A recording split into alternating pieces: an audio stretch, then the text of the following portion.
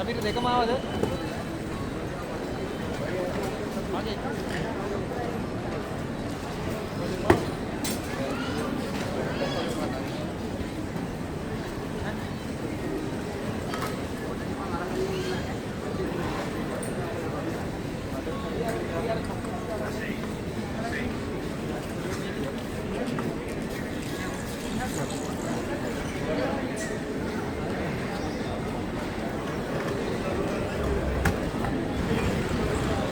යනවාද කියන්නේ? යනවාද කියන්නේ?